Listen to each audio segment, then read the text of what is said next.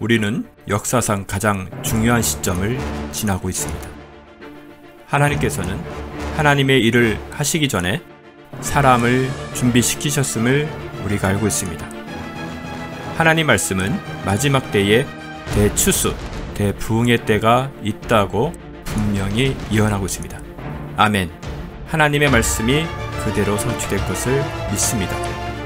예레미야 눈물은 잠자는 교회와 영혼을 깨우기 위해 노력하고 있습니다. 이 가슴 뛰는 일에 함께 하길 원하시는 분은 카카오 채널로 연락 주시기 바랍니다. 당신은 위대한 하나님의 사람입니다.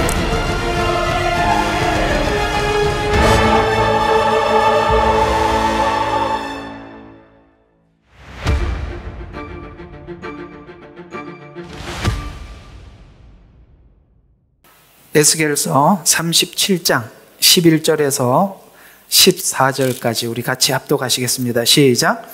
그때에서 주께서 내게 말씀하시니라. 인자가 내 이 뼈들을 이스라엘의 온 집이라 보라.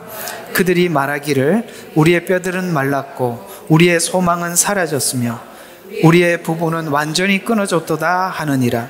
그러므로 그들에게 예언하여 말하라. 주 하나님이 이같이 말하노라. 보라, 오 백성아, 내가 너희 무덤을 열어서 너희로 너희의 무덤들로부터 나오게 하여 너희를 이스라엘의 땅으로 데려오리라.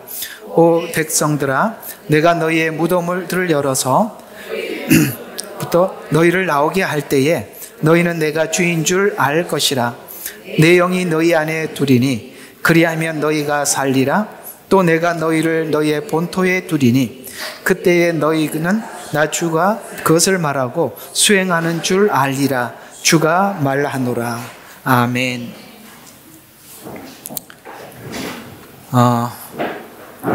우리 이방인 된 입장에서 성경을 읽다 보면 자꾸 이런 생각이 듭니다. 하나님은 왜 우리들에게는 그렇게 말을 하지 않고 대부분 이스라엘에게만 예언을 하시고 말씀을 하시나, 이런 생각이 들지요. 그러다 보면 이거 모두 다 이스라엘에게 한 말이라고 생각을 하다 보면 설교자로 입장에서도 보면 설교할 게 별로 없어요. 우리한테 하는 말이 뭔가 이렇게 찾아보면. 근데 이건 이제 성경이 어떤 방식으로 무엇을 위해서 기록했는지 모르니까 그러는 겁니다. 이걸 아셔야 합니다. 이건 이제 로마서 9장부터 11장을 알고 나면 이 모두가 우리에게 한 말이라는 걸 알게 되죠. 로마서 9장과 11장의 핵심적인 내용은 이스라엘은 원 가지고 우리는 거기에 붙어 있는 자라라는 말을 하고 있잖아요. 이렇게 붙어 있으니까 이스라엘에게 하고 있는 말은 단순히 이스라엘에게만 하는 말이 아니라 우리 모두에게 하는 말이라는 것을 알게 되죠. 지금 하나님께서는 지금 이스라엘의 흩어짐에 관한 이야기, AD 70년에 흩어질 이야기, 그 다음에 지금 이스라엘이 지금 고토로 돌아오고 있듯이 이 이야기를 계속하고 있는 것은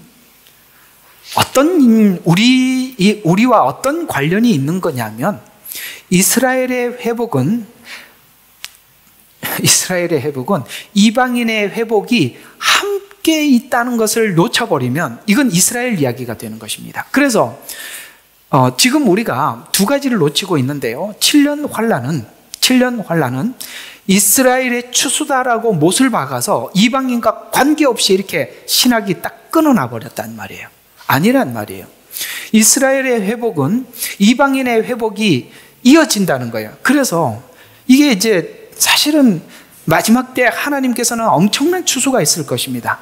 엄청난 부흥의 때가 있을 것인데 이 부흥과 추수는 이스라엘에게 국한되어 있다라고 이렇게 끊어버리니까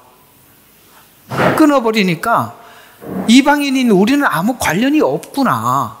그 7년 전에 이방인의 추수는 끝나버리는구나라고 이렇게 끊어버렸고, 그게 더 심해져서 어디까지 갔냐면 7년 전 휴거로 끝이 나버리는 겁니다. 그래서 여기 이제 대부분의 예언서들은 이 7년을 중심으로 해서 예언을 하고 있는데 이런 내용들은 전부 다 사장돼 버린 거예요. 왜냐하면 설교할 게 없어요. 우리는 올라가고 없는데 뭘 설교를 하겠어요? 맞잖아요. 근데 요한계시록에 보면 분명히 이스라엘이 12지파 12,000하고 14만 4천이 하나님 앞에 회복이 되잖아요. 이게 7년에 일어날 하나님의 남은 자들이에요. 그런데 그 뒤에 보니까 여러분, 이스라엘은 숫자를 셌지만 이방인들은 너무 많아서 셀 수가 없었어요. 이걸 놓쳐버리게 되면 여기 있는 예언서들은 다 이스라엘에게 한 이야기고 이방인과 아무 관련이 없는 이야기라고 생각하는데, 지금 하나님이 하는 이야기는 뭐냐면, 얘들아, 이스라엘의 추수 아래 이방인의 엄청난 추수가 있다는 것을 항상 전제하고 이야기를 하고 있는 거예요. 아멘. 제발.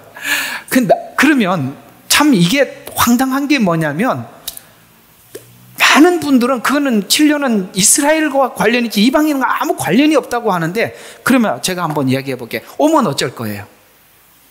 하나님 7년 때 하면 어쩔 거냐고. 다 그게 헛소리라고요. 그거 해봐야 당신 주장이지. 마지막 때 하나님께서 이 추수를 하시면 어쩌겠냐고. 그건 지금까지 그 일이 일어날 때 사람들이 이게 어떤 추수인지 준비를 하게 만들어줘야 되는데, 그걸 그냥 이스라엘의 추수라고 딱 끊어버리니까 우리들이 뭘 준비를 못하는 거예요. 아무것도 하지 않는 거예요. 저는 설교자고 또 양떼들을 책임지는 목자로서, 하나님께서 맡겨준 종으로서 이 말도 안 되는 엉뚱한 소리를 주장을 한 사람들이 결국에는 아니었을 때 아무도 사과하지 않고 성도들에게 아무도 미안해하지 않더라는 거예요. 너무너무 책임도 없고 너무너무 엉터리인데, 그렇게 해놓고도 마지막 실제 성도들에게 그 상황이 오면 성도들에게 아무런 도움도 주지 못하고 혜택도 주지 못하는데, 지금까지 자기가 엉뚱한 주장을 해놓고 막판에 가서는 아무도 사과하지 않아요. 미안하다는 말도 하지 않습니다. 속은 여러분들만 손해라 이 말이에요. 좋게 시작을 해야 되는데 이렇게, 왜냐하면 이 37장이 지금까지 이스라엘의 회복이라는 관점에서 설교한 사람을 본 적이 없어요. 이 마른 뼈 환상은 마치 우리가 예수 안 믿었던 우리들이 예수 믿어서 들어와서 성령님이 임해서 당신이 이렇게 생기가 나고 하나님의 사람이 되었다 라는 이렇게만 설교를 했지, 이게 지금 이스라엘의 회복의 중요한 메시지를 전하고 있다는 것을 제가 들어본 적이 없다 이 말이에요. 지금 하나님께서 이스라엘의 회복을 36장까지 설명을 했다가 느닷없이 37장에 이 이야기를 왜 집어넣겠어요? 맞잖아요. 지금 이어가고 있는데, 말이 쭉 이어져 가고 있는데 갑자기 여기 37장은 이방인 이야기로 탁 끊어서 따로 설명하는 건가요? 아니지 않습니까? 그런 차원에서 이 마른 뼈 환상은 이스라엘 회복 직전 상황을 설명하고 있는 거예요. 회복 직전 상황을 설명하고 있는 거예요. 자, 그게 왜 그런지 한번 오늘 이 말씀을 통해서 여러분들과 함께 나누어 보도록 하겠습니다. 자, 오늘 36장 29절부터 38절 그 전장입니다. 여기 보면 이스라엘 집이 폐허가 됐다. 여기는 지금 마른 뼈다 같은 의미란 말이에요. 폐허가 되었다. 사람들은 마치 마른 뼈가 됐다. 여기 폐허라는 말은 여기 집이 그렇다는 거예요. 이스라엘 예루살렘이 폐허가 됐다는 거예요. 사람은 어떤 상태냐? 죽어서 뼈가 마른 상태다. 아시겠어요? 이 두 가지를 따로따로 설명을 하고 있는 거거든요. 그리고 이 이야기는 우리가 성경의 예언에서 이해할 수 있듯이 바벨론 포로기가 그랬고, 초림 후에, 예수님 초림 후에 AD 70년에서부터 1948년까지 약 1878년, 긴 시간입니다.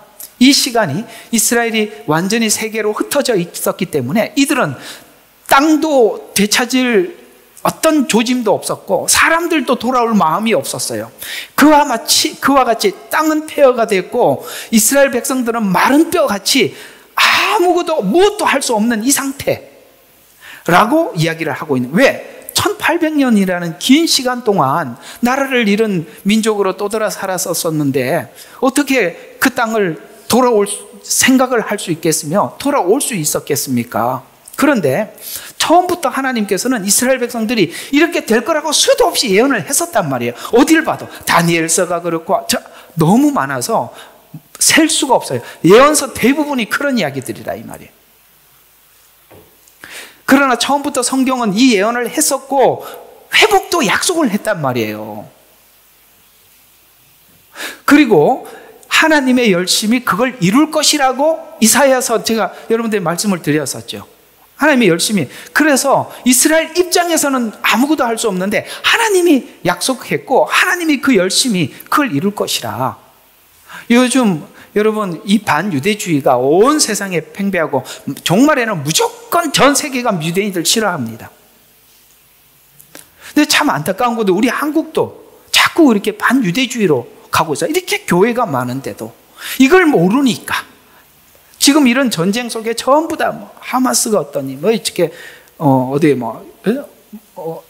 뭐야 이게 하여튼 이스라엘하고 이렇게 전쟁하는 그런 다른 나라들에 대해서 팔레스타인이 어떻고 이런 얘기를 하고 있지 예언을 모르니까. 아니 이렇게 교회가 많은 한국 교회조차도 이 정도라면 교회가 없고 복음을 모르고 예언을 모르는 곳이야 뭐 말할 것도 없지 않겠어요? 그러나 예언은 여러분 양과 염소의 비유는 에베소서에 있는 말씀처럼 한세 사람에 대한 이해가 없으니까 양과 염소의 비유는 모든 민족들이 염소처럼 하나님이 분명히 마지막 때 심판하실 것입니다.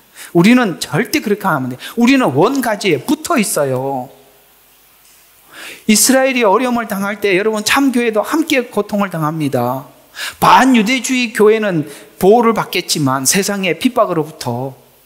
그러나 진정한 복음을 전하는 자들은 그렇지 않기 때문에 함께 어려움을 당할 수밖에 없어요. 이제는 이런 걸로 분별을 할 수 있어야 됩니다. 이쯤 왔으면 그게 보여야 되는 거예요. 그래서 이 회복의 시작은 성경은 수도 없이 알리야가 그걸 알리는 것이다. 무화과 나무의 비유를 배우라. 예수님이 친히 말씀하셨습니다. 이거 알리야 운동을 이야기하는 것입니다. 그것을 알리야로부터 시작을 알릴 것이고 7년을 중심으로 아시겠습니까? 이것이 다 돌아오고 난 뒤에 7년이 딱 들어가는데 이 7년을 중심으로 이스라엘은 엄청난 회복이 있을 것이다.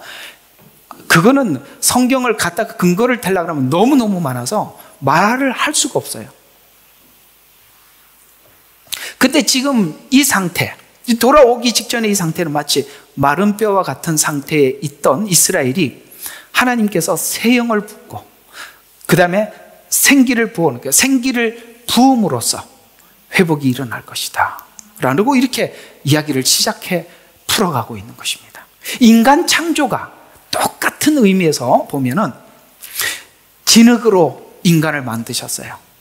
오늘 여기 보니까 근육이 생기고 이렇게 모여들어도 이렇게 육체가 되더라도 하나님의 생기가 들어가야만이 우리가 인간 창조의 정상적인 회복이 있듯이 하나님께서 모으셔서 거기다가 영을 불어넣으니까 이스라엘이 완전히 회복이 되더라.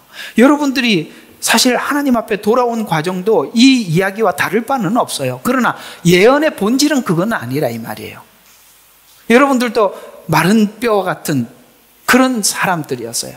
그런데 주님께 돌아왔는데 여러분들이 이까지 된 이유는 분명히 하나님의 영이 여러분들에게 도움을 주셨고 하나님의 영이 우리의 마음을 만지셔서 바뀌어진 것이지 사람이 설교자가 그렇게 할 수 있는 게 아닙니다. 제가 설교는 하고 있습니다. 그러나 이것이 하나님의 영 안에서 우리가 교통이 될 때 여러분의 온전한 삶의 변화가 있는 것이고 하나님의 사람으로 변화되는 것입니다. 이와 같이 하나님의 생기가 불어지면 하나님의 모양과 형상을 닮은 인간이 창조되듯이 창조가 원래 하나님의 형상과 모양으로 바뀌어지는 것입니다. 타락한 인류를 회복하기 위해서 진흙 한 덩이, 여러분 이사야서 보니까 진흙 한 덩이로 무엇을 만들든지 토기장이 마음 아니냐라는 이 진흙, 이 비유는 무엇을 이야기냐면 이스라엘을 주권적으로 택해서 내가 이스라엘을 통해서 온 세상에 하나님의 시간표와 하나님의 구원을 알리는 거 내 주권이야. 누구를 택하든지 그건 내 주권이야 라고 하나님이 이야기해요. 왜 이스라엘을 택했어요? 그건 하나님 주권이래요. 그걸 가지고 하나님 왜 그랬어요? 하고 하면 우리가 하나님이죠. 그래서 하나님이 그 진흙 한 덩이를 아브라함이라고 이야기를 하는 겁니다. 그래서 아브라함 곧 이스라엘을 통해서 인류 구원의 방법을 전달하려고 했어요. 그것을 하나님 주권이라고 하는데 아브라함을 통해서는 우리에게 뭘 전달하고 싶었다고요? 구원이 오직 믿음으로 얻는 것이다. 그래서 여러분들 우리가 구원을 이해하려면 사실 아브라함과 하나님 관계 속에서 12장부터 22장까지 있었던 하나님의 그 쭉 과정을 보면 우리가 이렇게 믿음을 갖는 거구나라는 것을 배우게 돼요. 아니, 로마서에서 믿음에 대한 설명을 교리적으로는 설명했지만 하나님께서는 우리 인생 속에 어떻게 개입해 들어오셔서 우리가 믿음을 갖게 되는지를 아브라함 생애 속에다 담아서 설명을 하고 있단 말이에요. 그래서 아브라함을 통해서는 뭐 했어요? 믿음을 오직 구원이 오직 믿음으로만 얻는 구원을 전파했고 그 후대에 이 믿음이 왜 믿음이 되는지를 하나님께서는 모세를 부르셔서 율법을 주심으로 아시겠어요? 왜 우리가 믿어야만 하는지를 율법을 통해서 내가 죄인이라는 깨닫고 그걸 후대에 더 하나님께서 밝히 드러내 보여주셔서 그래서 그 아브라함의 후손인 이스라엘을 애굽에서 출애굽시킴으로써 하나님 모세를 통해서 율법을 통해 죄를 인지해야 한다라고 말씀을 해주시고 또한 그 아브라함과 모세 그 후대의 나라인 이스라엘이라는 한 나라를 통해서 하나님의 시간표, 초림, 재림이 다 어디로? 이스라엘을 통해서 하나님이 오시고 마지막 마무리할 거 아닙니까? 그러니까 지금 정리가 그렇게 되는 겁니다. 하나님의 주권에 의해서 아브라함을 선택을 하고 아브라함에게 한 약속이 하나님 미래의 모세를 통해서 어떻게 성취되었으며 아시겠습니까? 또 한 번 중간에 약속한 언약한 사람이 누구예요? 다윗 언약. 잊지 마세요. 아브라함, 모세, 다윗. 꼭 기억하. 이게 이스라엘의 가장 중요한 줄기 뼈대들입니다. 그런 것처럼 하나님께서는 이 이스라엘 전 역사를 통해서 주님께서 초림해서 오셨고 마지막 재림 때도 바로 이스라엘을 통해서 오실 것입니다. 이런 것을 통해서 시간표를 담아서 모든 인류에게 하나님의 뜻을 설명을 하면서 그 과정 속에 어떤 일이 있었다고요? 유대인이 복음을 거절함으로써 이방인에게 복음이 전달되고 이 마지막 종말에는 다시 유대인에게 돌아오는 시기에 지금 우리가 그걸 보고 있잖아요. 그걸 보고 있어요. 그래서 땅을 회복시키고 아까 땅이 폐허됐다 그랬죠. 36장에. 그 땅을 폐허시키고 복음으로 이스라엘 백성들을 회복시켜서 하나님의 시간표를 알린다. 그래서 하나님께서는 이 예루살렘은 이스라엘은 뭐예요? 하나님의 눈동자라. 스가랴서에서 말씀하고 있어요. 그 모든 시간표를 거기다가 하나님이 시간을 보여주고 있다는 거예요. 그 이스라엘이 지금 돌아가는 상황을 보면서 그 시간표를 읽지 못하게 만들었던 것이 뭐라고요? 이런 세대주의적인 신학. 이런 것들이 자꾸 눈을 가리게 만드는 거예요. 저는 지금 이 시점에 와서 보니까 너무나도 이런 부분들을 사단이 작업을 많이 해놨어요. 너무너무 많이 해놨어요. 자, 그 중심에 알리야가 있는데 이 신비와 주권은 오직 하나님께서 준비한 주권이에요. 이건 하나님이 정한 시간표예요. 주권이에요. 이것이 얼마나 신비로웠는지 천사들도 몰랐다고 합니다. 그래서 이 구원의 신비, 하나님의 이 신비로운 이 주권 가운데 세워두셨던 이 구원의 계획은 천사도 몰랐다라는 말은 사단도 천사니까 사단도 알아보지 못했던 거예요. 아무도 알 수 없었어요. 그렇게 바울이 그걸 추적하다가 하나님이 하고 감탄하고 끝이 나지 더 이상 할 말이 없는 거예요. 우리 가만히 생각해 봐요. 여러분들이 세상 가운데 살다가 주님 앞에 돌아온 거, 지금 우리가 이렇게 변화된 거, 글로 쓰다가 그걸 글로 누가 쓸 수 있겠어요? 하고 끝나지. 그죠? 우리 간증하라 그러면은, 오 놀라운 구세주, 예수의 주, 참 능력의 주시로다. 맞지요? 하나님의 은혜로 있을 데 없는 자, 왜 구속하여 주는지 난 알 수 없도다. 하고 끝나는 거예요. 감탄사로 끝나는 거지. 글을 쓸 수가 없다 이 말이에요. 그 감동은. 그래서 하나님의 일하심은 신비롭고 열매가 풍성하고, 하나님은 그렇게 일해요. 신비롭게 일을 하고 열매가 풍성하고, 또 하나님과 인간이, 하나님은 하나님의 구원을, 우리가 하나님의 이루는 방법의 구원을 우리가 기뻐하고, 근데 우리는 기뻐하는데 하나님은 우리를 기뻐할 이유가 없는 것 같은데도 우리가 하나님을 믿는 믿음을 보고 하나님은 우리를 의롭다고 하시고, 그게 신비롭다는 거예요. 예를 들어서 두 사람 중에 한 사람은 의인이고 한 사람은 죄인이라고 서로 나누라. 누가 죄인인지 누가 의인인지 나누라고 하면 한 사람은 분명히 죄인이 되어야 하고 한 사람은 의인이 되어야 하는데, 하나님의 일하심의 놀라움과 신비로움은 하나님도 의롭고 우리도 의롭대. 이런 일이 세상에 있어요? 누가 하나가 의가 되면 하나는 누가 죄가 돼야 되잖아요. 로마서에서는 그걸 둘 다 의롭대요. 그게 하나님의 일하심의 신비로움이라는 거예요. 그래서 서로 기뻐하고 의롭다고 하셨어요. 그래서 에스겔은 이 고통 가운데서 하나님께 기도하는 이스라엘을 향해 지금 예언을 하고 있는데, 아주 거시적인, 아주 미래의 예언적 차원에서 하나님의 뜻을 오늘 이 마른 뼈 한 상을 통해서 전달해 주고 있어요. 에스겔 당시 마치 마른 뼈로 가득 찬 골짜기를 세워놓고 하나님의 말씀이 들어가면 살 것이라 라고 말씀하고 있습니다. 지금 에스겔이 이 예언이 그 당시 예언이지만 미래적 예언이거든요. 그러면 이스라엘 그때 입장을 보면 아시다시피 에레미야 애가를 보세요. 에레미야 애가를 보면 그 성은 무너져 완전히 폐허가 됐어요. 예루살렘 성은 더 이상 돌아가서 사람이 살 수 있는, 거주할 수 있는 그런 자리가 되질 않았어요. 그리고 대부분의 사람들은 3분의 1은 포로로 잡혀간데 리더가 될 만한 사람들은 다 잡혀갔어요. 그러니까 이걸 누가 주도할 수가 없어요. 그리고 바벨론이라는 나라는 너무나도 강국이에요. 누가 그 손에서 빼앗을 수도 없었어요.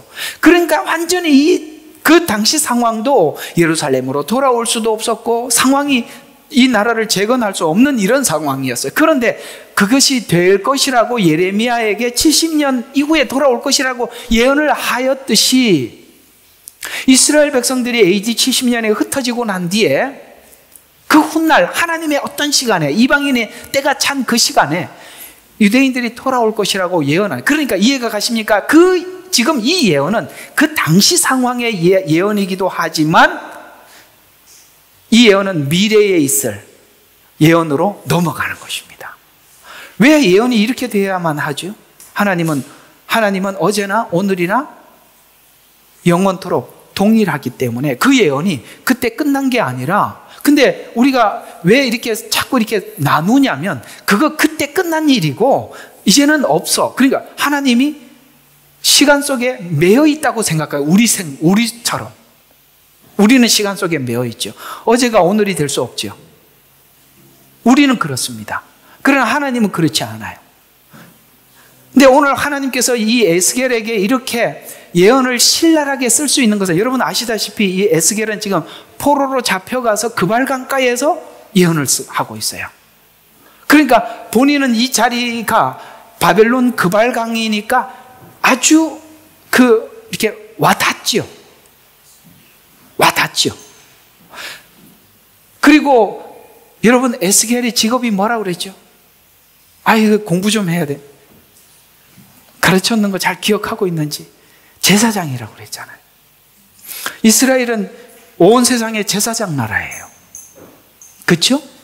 제사장 나라예요. 그러니까 다 하나님께서 그 예언을 쓸 때, 기록할 때 그가 어떤 마음가짐인지 그걸 모든 걸 이렇게 가지고 쓰고 있는 겁니다. 마치 제사장, 그 이스라엘의 제사장처럼 이스라엘이 이방인 전체의 제사장 나라인 것과 같이 이스라엘은 또다시 한 번 더 이스라엘이 회복되면서 그들이 세상의 제사장이 되는 것처럼 다시 한번 그 역할들을 후반부에 지금 이 7년이라는 이 시간 안에 한 번 더 있을 것이다 라고 하나님은 이 에스겔에게 말했을 때, 에스겔은 본인이 제사장이니까 너무나도 이 이야기가 남의 이야기 같지 않고 확 와닿지요.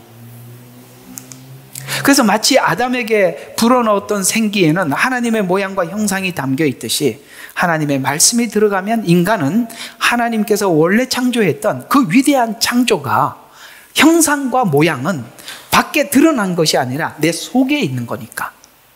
이것이 갈라디아서에서는 성령의 열매라는 목록으로 쭉 나와 있어요.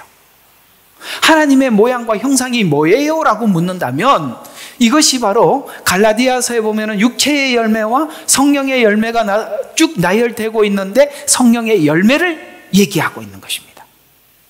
이것을 인간의 내면에 창조하게 되더라.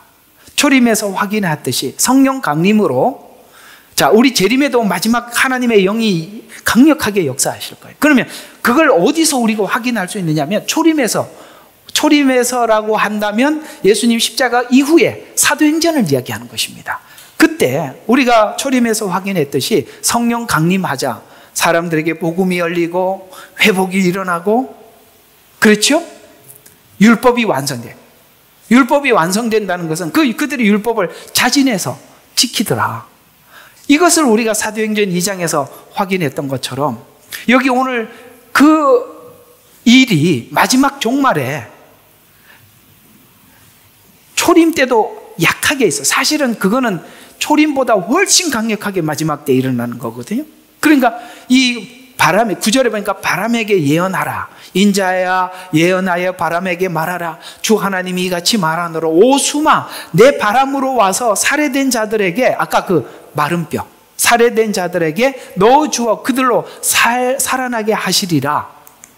그래서 이 골짜기의 마른 뼈가, 자 7절에 보니까 예언하였더니 뼈들이 모여 붙어 힘줄과 살이 오르고, 여러분 마른 뼈가 어떻게 스스로 그게 가능하겠어요? 근데 하나님 말씀이 임하니까 어떻게 해요? 뼈들이 모여서 붙어 힘줄과 살이 오르고 피부가 오르지만 숨이 없어서, 그러니까 하나님이 창조를 가만히 생각해 보면 하나님 진흙을 만들어 놨어요. 진흙으로 사람을 만들었어요. 그러나 생기가 불어넣기 전에 상황을 7절에 그대로 얘기하고 있는 거예요. 피부가 오르지만 숨이 없었다. 그래서 이 예언의 의미는 알리야를 통해서 이스라엘이 고토로 돌아왔어요.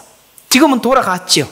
돌아갔지만 아직 하나님의 영, 이것이 7년에 굉장히 강력하게 부러져요. 스가랴서에 나와요. 그래서 그 생기가 돌아갔지만 지금은 그냥 아까 여기 요 말씀처럼 살이 오르고 피부가 올라서 사람들은 돌아갔지만 하나님의 영이 불어넣지 않으니까 고토로 돌아왔지만 아직 생기가 불어넣어지지 않았지만 그 생기가 이때 불어넣어질 것이라고, 이 예언은 다시 다니엘이 요 예언을 그대로 이어서 이렇게 설명을 하고 있어요. 자, 어떻게 다니엘서 12장 1절입니다. 아, 이때 이 이스라엘이 이렇게 회복해서 돌아오는구나. 다니엘서 12장 1절, 또 고난의 때가 있으리니. 다니엘이 이 예언을 받고 너무 당황스러운 거예요. 또 너희 민족의 고난의 때가 있을 것이다. 지금도 너무 힘든데. 다니엘도 여러분 포로로 잡혀갔던 사람이잖아요. 그래서 때가 있으니 그것은 민족이 생긴 이래로 결코 그때까지 없었던 것이라. 그때 내 백성이 그때 구제될 것이다. 그러니까 스가랴에서 보니까 7년 때 하나님의 영을 부어주시는구나. 아시겠습니까? 지금 이스라엘의 이야기는 이스라엘만의 이야기가 아니라고 여러분 제가 전제하고 말씀을 드리는 것입니다. 그 뒤에 일어나는 일은 엄청난 거예요. 그래서 내 백성이 구제될 것이니 곧 그 책에 기록되어 발견될 사람들은, 이게 지금 성경이 자꾸 이 남은 자라고 이야기를 하는 거예요.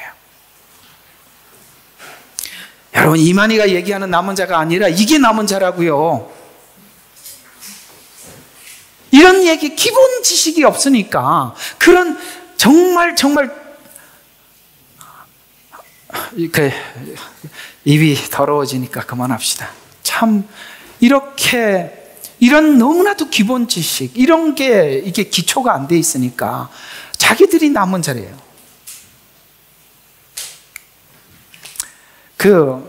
제가 이렇게 아는 집사님이 한 분 계세요. 같이 제가 전도사 때 같은 교회를 다녔었는데 그 부부가 이게 신천지를 간 거예요. 같은 교회 다니던 사람들 자꾸 전화해가지고 오라고. 그래서 한 번은 제가 가니까 그런 이야기를 합니다. 아무개한테 전화가 왔는데 너무너무 성질 난다는 거예요. 화가 난다는 거예요. 왜냐하면 빨리 오라는 거야. 14만 4천이 다 차가니까 빨리 오라는 거예요. 그럼 여러분 14만 4천이 대한민국에만 있나요? 참 바보들이에요. 몇 명 안 남았으니까 빨리 오래. 그래가지고 밥 사줘요. 자기가 하는 말, 속상해서 하는 말이 그 말이에요. 나를 뭘로 보고 그러냐, 이게. 내가 그렇게 병신같이 보이냐. 이제 너무 속상해서 나한테 그런 이야기를 합니다. 그게 이런 너무나도 기본적인 이야기를 거기에 자기가 14만 4천이라고. 아니, 하나님이 대한민국만 쳐다보고 있는 줄 아는 거야. 다 자기 중심으로 돌아가는 줄 알아요. 자, 한번 봅시다. 다니엘서 12장 9절과 11절에 이 마지막 때 연단을 받고 정결하게 될 것인데 이 시대가 7년 안에 있어요. 한번 봅시다. 다니엘아, 내 길을 가라. 지금 이렇게 하나님께서 다 환상을 다 보여줘요. 12장이 끝장이거든요. 그래서 내 길을 가라. 이는 그 말씀들이 마지막 때까지 닫혀 있고 이 마지막 때가 7년을 이야기하는 거예요. 지금 예언을 시대를 다니엘이 시대에 대한 예언을 받았어요. 시대에 대한 예언을 받고 이 시대가 마지막 때까지 이 성경은 다니엘서는 닫혀 있을 것이다 라고 이야기하면서 마지막 때까지 닫혀 있고 봉해져 있어요. 그러니까 열지 마라. 중간에 열면 다 엉터리로 해석하는 거다. 그 시간이 와야만이 열리는 책이다, 이런 말이에요. 봉해져 있을 것임이라 많은 사람들이 정결하게 될 것이고 희게 되고 연단되리라. 요거 7년 때 일어나는 일이에요. 그때까지 이게 닫혀 있을 것이. 그러나 악인들은 악하게 행하리라. 보세요. 악이요, 보편적이지 않습니다. 지금은. 그렇죠? 공감하시죠? 악이 보편적이질 않아요. 악을 악이라고 얘기를 하면 모두가 이 악이 보편적일 때는 그래, 내가 잘못했어, 그거는 내가 죄야, 이렇게 얘기하는데 지금 악이 이게 선으로 둔갑이 돼 있어요. 조금 있으면은 이게 이제 동성애 교회에서 말도 못하게 할 겁니다. 이게 어떻게 악이 아닙니까? 악 중에 악이잖아요. 근데 이게 보편화된 게 아니라 너무 사악해져 있다는 거예요. 그래서 악인들은 악하게 행하리라. 그래서 악이 더 왕성하고 선처럼 둔갑을 한다는 거예요. 악한 자들 중에 아무도 그러니까 악으로 가면, 우리가 평상시에 그쪽을 지향하면 성경이 안 열린단 말이에요. 이 말이에요. 악한 자 중에서 아무도 깨닫지 못할 것이나. 그래서 마지막 때는 하나님께서 이 마지막 때를 보게 하실 때 하나님은 계속 우리를 이끌어 왔던 겁니다. 그래서 여러분들이 열리고 보이는 것입니다. 우리가 그 악 중에 들어가서 거기에서 함께 악을 동조했더라면 안 보였을 텐데 하나님께서 우리에게 그렇게 선한 마음을 주셔서 우리가 그게 보이게 된 거예요. 그래서 악한 자들 중에 아무도, 악한 자는 악하게 행할 뿐만 아니라 악한 자들 중에 아무도 깨닫지 못해. 현명한 자들은 깨달으리라. 이 현명한 자들은 다니엘에게 말씀하셨던 그 다니엘과 같은, 하나님을 향하고 시대를 바라보고 하나님의 언약을 구하고 이런 사람들 말이죠. 그러니까 현명한 자들은 깨달아요. 날마다 드리는 희생제가 폐지되고 멸망케 하는 가증한 일들이 세워질 때부터 1290일이니까 이거 후 3년 반을 이야기하는 것입니다. 이스라엘의 회복은 이것이 알리야로 시작해서, 아시겠습니까? 이것이 시작해서 이스라엘 땅에 7년이 시작될 것이고 이 시점에서 하나님의 영이 부어져서 회개의 역사가 일어날 것이다. 너희 민족이 구제받을 것이다. 아까 읽었죠? 그래서 스가랴서 이 말씀이 그대로 또 어디하고 연결이 되냐면 스가랴 12장하고 연결이 돼요.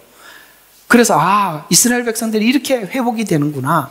스가랴서 12장 10절에 보니까 앞에 알리야 사건이 이어서 예루살렘을 치러오는 시기에, 이게 7년 안에 일어났던 두 번의 큰 전쟁이 있죠. 유브라데 전쟁과 아마겟돈 전쟁입니다. 그때 스가랴서 12장 10절이니까 내가 다윗의 집과 예루살렘 거민 위에 은혜와 간구의 영을 부어줄 때 이스라엘에게는 엄청난 회복의 역사가 일어나게 될 것이다. 그러면 그들이 찔렀던 나를 쳐다보고 예수를 보더라.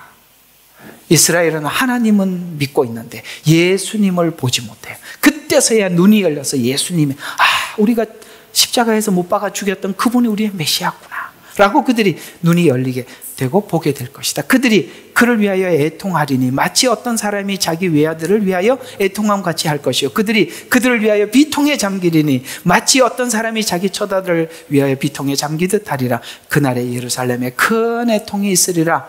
예루살렘이라고 했지 언제 교회라고 그랬습니까? 예루살렘에 저기서 애통이 있다 이 말이에요. 그래서 이방이 이스라엘을 침공하러 온 결과 예루살렘에는 여기 오늘 본문에서 여기 보니까 13장 8절과 9절인가 주가 말하노라. 자, 온 땅에서 3분의 2는 끊어지고 죽을 것이나, 이게 이제 에스겔서 앞장에서는 어떻게 나오느냐면 에스겔에게 조금 있으면 이런 일이 생길 것이다라고 예언해 주는 것이 뭐냐면 수염을 깎아서 세 군데로 나누어. 여러분 있잖아요. 수염과 사람을 가만히 상상해 보면 수염은 풍성해 보이지만 달아서 무게를 달아보면 저울이 움직일까요? 그 예민한 접시 저울 아니고는 안 움직이겠죠. 그러나 이게 전부 다 수염은 다 가상이죠. 실제가 아니죠. 지금 이스라엘의 거품 같은 외식하는 종교성을 이야기하고 있는 것입니다. 그래서 3분의 1은 터럭에 싸서 3분의 1은 휘날리고 3분의 1은 성 안에 가두고 3분의 1은 밖에다 두고, 이게 뭐예요? 앞으로 이스라엘 백성들이 그렇게 될 거예요. 3분의 1은 잡혀가고 3분의 1은 전쟁 때 죽고 3분의 1은 남아있다는 거예요. 여기 예루살렘에. 그런 일이 조금 있으면 일어날 것이다 라고 얘기한 게 그게 에스겔이 보여준 환상이에요. 똑같이 주가 말하노라. 3분의 2는 끊어지고 죽을 것이나 3분의 1은 거기 남으리라. 내가 그 3분의 1은, 거기 3분의 1은 대부분 누굴까요? 느부갓네살 때 그 다니엘 세 친구, 다니엘, 이런 사람들이죠. 거기 가서 연단을 받는. 그래서 3분의 1은 불로 통과하게 해서 은을 정련하듯이 정련할 것이다. 그런 것처럼 7년 때 그런 일이 날 것이다. 요한계시록에 보면은 계명을 지키는 자. 여러분 불 속에 왜 안 들어갔어요? 다니엘 세 친구가 우상에게 절하지 말라 그랬단 말이에요. 그러니까 거기 들어간 거잖아요. 불 속에. 그런 것처럼 마지막 때 이스라엘 백성들은 예수님을 믿어서 믿음을 지키는 게 아니라 계명을 지키기 위해서 그렇게 사는데, 거기에서 지금 누가 감동을 받죠? 느부갓네살 왕이 감동을 받죠. 사자굴에 들어가든 다니엘을 보고 누가 은혜를 받습니까? 다리오 왕이 은혜를 받습니다. 이런 것처럼 그 당시에 다니엘 세 친구 때문에 바벨론이 하나님 앞에 돌아오게 되고, 또 누구 때문에? 다니엘 그 기도 때문에 다리오가 하나님께 영광을 돌렸습니다. 이런 것처럼 마지막 때 유대인들의 믿음 지킴은 그들의 믿음 지킴을 넘어서서 온 이방인들에게 큰 영향을 끼친다 이 말이에요. 성경은 다니엘서 1장부터 6장까지 그 말을 하고 시대를 예언한 겁니다. 도대체 성경이 뭘 말하려고 하는지를 모르고 있는 거예요. 부분 보면 안 돼요.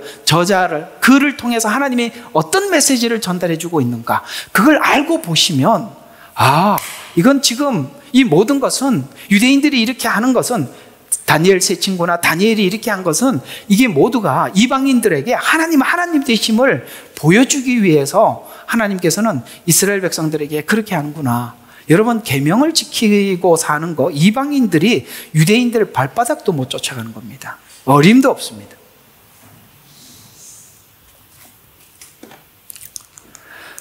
그래서 금을 단련하는 것처럼 그들을 단련하리라. 그들이 내 이름을 부르리니 내가 그들을 들으리라. 내가 말하기를 이는 나의 백성이라 할 것이요 그들은 말하기를 주는 나의 하나님이라 할 것이라. 이 말씀은 예수님께서 이 모든 스가랴 말씀, 에스겔 말씀, 다니엘 말씀을 여러분 마태복음 24장에다 압축을 해놨단 말이에요. 압축을 해놨대. 그러니까 이 다니엘서, 에스겔서, 스가랴서 전부 다 알면 이 마태복음 24장이 예수님이 얼마나 압축해서 설명한지 알 수 있어요. 이렇게 설명했어요. 그 후에 환난 마지막 지점에 하늘에 있는 인자의 표적이 나타나리니 땅의 모든 지파들이 통곡할 것이며, 아까 스가랴에서 말씀했죠.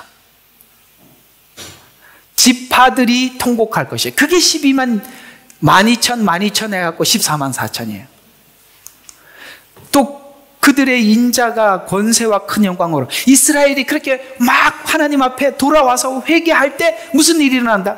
마지막 7년이 끝나서 예수님이 재림하신다. 그래서 그들의 인자가 권세와 큰 영광으로 하늘에 구름을 타고 오는 것을 보리라. 재림 직전에 회개와 통곡이 있을 것이라고 얘기를 하고 있는 거예요. 이 뼈들은 이스라엘의 온 집이라고 밝히면서 이 회복이 마지막 때 이스라엘에 있을 회복이라고 지금 에스겔은 우리에게 예언을 해주고 있는 것입니다. 이 내용은 대체 신학으로 보기 시작하면 어떤 것도 설명할 수가 없어요. 그래서 교회 회복이라는 말로 아까 말씀드린 것처럼 하나님의 영이 우리 교회에 부어지면 이렇게 여기 마른 뼈들이 여기 들어와서 이렇게 살 겁니다. 이 이야기밖에 못한단 말이에요. 이것이 얼마나 미래적이고 큰 그림인지 볼 수 없다는 얘기가 되는 것입니다.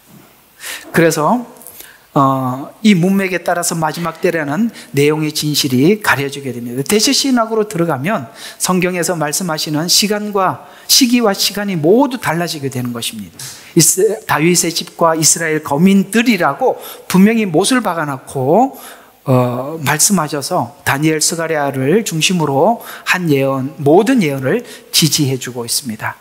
에스겔 당시로 보면 이스라엘 나라는 멸망했고 성문 함락되었고 왕과 백성은 포로로 잡혀가 건국에 대한 소망이 없었던 시간입니다. 그러나 돌아와 회복할 것을 이미 말씀하셨던 것처럼 이 회복을 위해서 예수님은 초림하셨고 그 다음에 재림을 통해서 완성할, 그래서 요한계시록 나는 알파요 오메가라는 말씀을 하는 것입니다. 그것을 아주 압축해서 오늘 이사야서 9장 6절과 7절에는 이렇게 말했어요. 이는 우리에게 한 아기가 태어났고 우리에게 한 아들을 주셨어요. 초림이죠. 분명히 아기가 났어요. 그래서 여러분 이사야서 보면은 예수님의 출생에 대한 이야기가 처녀가 잉태할 것이요라고, 여기는 9장이지만 끝부분에 가보면 그걸 이야기하고 있단 말이에요. 주님은 이 일을 시작할 것이라. 그래서 한 아기가 우리에게 내가 아들을 주셨으니 정부가 그 위에 어깨, 이게 완전히 다른 이야기예요. 그 아기가 오신 예수님은 십자가에 죽으시고 끝이 났어요.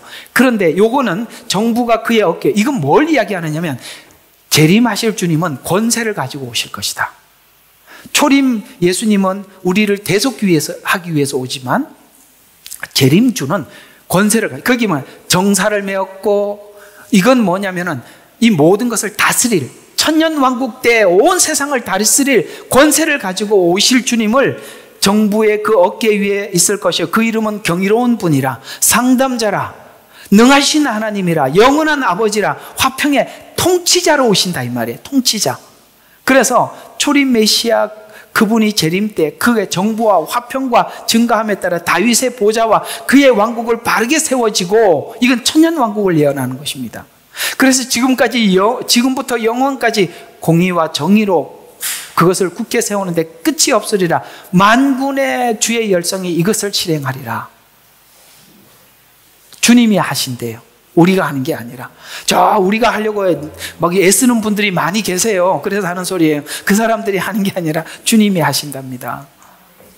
그래서 공의로 십자가를 지셔서 공의를 완성했고 공의로 다스리기 위해서 죄를 용서하고 심판받을 자들을 나누어서 천년 왕국의 공의와 정의로 다스릴 정사, 곧 정권을 받아올 것이라고 예언하고 있습니다. 심판은 공의와 정의를 세우기 위한 것입니다. 심판을 통해서 우리의 죄를 인정하고 십자가 자비로 용서를 받음으로써 용서받은 은혜가 우리 안에 공의와 정의를 우리는 세우고 있는 중이에요. 그러나 그 공의와 정의, 하나님 나라 공의와 정의가 없는 사람들은 주님이 오셔서 공의와 정의로 다스리면서 하나님 나라가 무질서한 우리 마음대로 하나님을 섬기는 것이 아니라 하나님의 공의와 정의가 어디서 내려졌어요? 십자가 위에 내려졌잖아요. 십자가 위에 얼마나 완벽한 정의와 공의가 내려졌습니까? 하나님께서 우리 죄를 그냥 죄 없는 걸로 지우자 하고 지우개로 지운 게 아니라 예수님을 통해서 피를 흘려, 아시겠습니까? 우리를 정확하게 정죄해서 용서하셨듯이 하나님은 죄에 대해서도 냉철하신 분이라는 거예요. 그래서 오늘 본문 13절과 같이 마치 무덤을 열고 마른 뼈가 회생되는 경험을 하면서 이스라엘은 십자가로 죄를 사하시고 성령을 보내주셔서 자신의 마음을 새롭게 하신 하나님을 경험하게 될 거예요. 그래서 이스라엘 백성들이 돌아오고 난 뒤에 성전을 짓고 느헤미야서 보세요. 얼마나 하나님 앞에 감격하며 예배를 드립니까? 이런 감격이 사도행전에 한번 다시 예루살렘 교회에 있었는데 이것이 정말 합쳐져서 마지막 때 또 한번 있게 될 것이다. 그래서 그때 14절인가 내가 영을 그들 안에 두리니 할렐루야. 영이 어디로 들어와요? 안으로 들어. 여러분 사도행전에도 봤죠? 예수님을 영접하는 사람들에게 하나님의 영이 임하는 것을 사도들이 보듯이, 그래서 영을 내 안에 두리니 그리하면 너희가 살리라. 또 내가 너희의 본토에 두리니, 여러분 본토가 잃어버렸잖아요. 근데 그 본토로 데리고 오겠다는 거예요. 본토에 두리니 그때에 너희가 주가 그것을 말하였고 수행하자. 하나님이 하셨구나 라는 것을 알게 될 것이다. 이스라엘에게 가장 큰 예언이 있다면 알리야라고 하면서 그때에 이스라엘은 하나님께서 약속하신 대로 이루실 것을 믿으며 이 알리야가 이스라엘의 회복의 시작이라는 것을 믿고 돌아올 것이다. 지금 전 세계는 이 일 때문에 난리가 난 겁니다. 미국에 있는 유대인들이 안 돌아올 것 같은데 이제는 돌아갈 수밖에 없는 상황으로 가고 있다고 합니다. 하나님은 한 사람도 빠짐없이 다 돌아. 그래서 마지막 때 반유대주의는 예언되어 있고 자연스럽게 하나님이 이 이스라엘 고토로 돌아. 왜냐하면 그들은 거기 가서 주님을 만나기 때문에 그래요. 실제 이스라엘은 메시아닉들이, 여러분 아시죠? 그 메시아닉이 생기기 시작한 시기가 알리야를 기점으로부터 시작되었답니다. 그건 이스라엘 선교사님들의 증언이에요. 그때부터 예수 믿는 사람들이 생기기 시작했다고 합니다. 알리야를 시점으로 이스라엘은 하나님의 언약을 성취를 확인하고 하나님 되심을 보고 다시 성경을 관찰하게 될 것이고 돌아오게 될 것입니다. 결론입니다. 이 예언 성취를 옆에서 보고 있는 이방 교회도 우리는 이제 그 하나님의 예언한 대로 지금 되어가는 것을 보고 우리가 지금까지 잘못 알고 있었던 이런 신학들을 물리치고 처음부터 하나님이 얘기한 걸 마음 다 내려놓고 누구한테 듣고 배운 거 내려놓고 그냥 성경 그대로 원색적인 복음으로 다시 돌아갈 것이며 이스라엘의 회복기와 더불어 이방인의 회복기를 맞이하게 될 것입니다. 그때 오직 영으로 충만하게 해요. 마른 뼈가 생기가 돋고 일어나듯이 이 모든 상황은 마른 뼈, 생기로 우리에겐 어떤 근거도 없는, 이건 다 뭘 이야기하냐, 마른 뼈다. 생기를 불어넣었다는 거죠. 우리에게는 아무런 근거가 없대요. 여러분 마른 뼈가 뭘 하겠어요? 아무것도 할 수 없는 이 상태에서 하나님께서 그 영으로 회복할 것이라 라고 말씀하고 있습니다. 이것이 알리야 운동으로 회복기는 시작되었고 지금 우리 진행되고 있는 상황을 보는 것입니다. 이걸 하나님의 예언이라는 관점에서 보면 지금 일어나고 있는 이스라엘에 일어나고 있는 어떤 것도 해석할 수 없어요. 이걸 예언을 모르면 지금도 이스라엘에 대해서 막 이렇게, 저는 이스라엘 편이 아니라 하나님 편이기 때문에 그렇게 하는 거예요. 누가 무슨 편이 어디 있어요? 저는 하나님의 편이면 난 같은 편이, 하나님 가는데 나도 같이 가고, 하나님이 아니라 그러면 이해하고 돌아서는 거 맞잖아요. 뭐 세계가 다 저쪽 편이라고 우리가 그거 아무 상관이 없는 거예요. 우리는 7년을 이런 시각에서 지금 돌아가는 세계를 봐야 하는 것입니다. 지진이 일어나고 마지막 때 전쟁이 일어나고 그 다음에 전염병이 돌고, 하나님께서 이것이 일어나면은 인자가 문 앞에 이른 줄 알라고 분명히 말씀하셨어요. 우리 주님은 정말 문 앞에서 지금 곧 오실 거예요. 네. 우리는 그날을 다음 주에 만날라는지 이렇게 생각하고 가셔야 된단 말이에요. 다음 주에 또 몰라나. 우리가 그대로 천국에 가서 다 봤으면 좋겠지만 하나님 하실 일이 있으니까 또 이 시간을 주셨으리라 생각하고 충실히 하루하루를 살아내시기를 주 이름으로 축원합니다.